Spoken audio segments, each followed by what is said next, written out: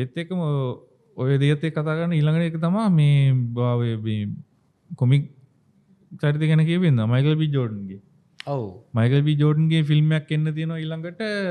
ඒක හැබැයි ඒක කොමික් කියන්නේ ඒක හොරර් එකක්. ඒ වගේ මයිකල් බී ජෝඩන් මේකෙදී දිත්තරංගනේ යෙදෙනවා. ෆිල්ම් එකේ නම තමයි සිනර්ස්. මේක නිකුත් වෙනවා අප්‍රේල් 18 වෙනිදා. ඉතින් ෆිල්ම් එකේ අධ්‍යක්ෂකවරයා වෙන්නේ රයන් කූග්ලර්.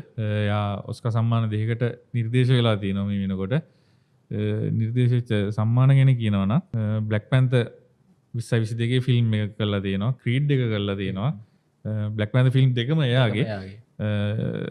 එතකොට යම් මම හිතන්නේ ඕක විශේෂ හේතුවක් එන්නේ නැති බ්ලැක් පැන්තර් එකත් එක්ක වැඩ කරපින්න මයිකල් බී ජෝඩන් ගන්න අනිවාර්යෙන්ම ඕක තමයි ගන්න ඇති හේතුව න. ඔව් මොකද ක්‍රීඩ් එකත් කරලා තියෙනවා. ඉතින් මේකේ තව නළු නිළි පිරිසක් ඉන්නවා. එතකොට මේකේ තව ඉන්නවා ජැක් කොකොනෙල් ඉන්නවා, හාරි ස්ටෙන්ෆීල්ඩ් ඉන්නවා. හාරි ස්ටෙන්ෆීල්ඩ් වලට ඔයාලා දන්නවා ඇති මේ දවස්වල ටිකක් ගොඩක් ජනප්‍රිය රංගන ශිල්පිනියක්. මොකද ඔක්කයි කතා මාලාව බැලුවා නම් කේට් බිෂොප්ගේ චරිත රංග දකන්නේ එයා තමයි. ඒ වගේ අමේසින් ස්පයිඩර් වර්ස් ෆිල්ම් එක 3D ඇනිමේටඩ් ෆිල්ම් එකේ ඒකටත් මේ හඬ කවන්න දායක වෙලා තියෙනවා. එයා ගුවෙන් ස්ටේසි එයා තමයි. ආකේන් එකේ ඉන්නවා. ඔව් ආකේන් එකේ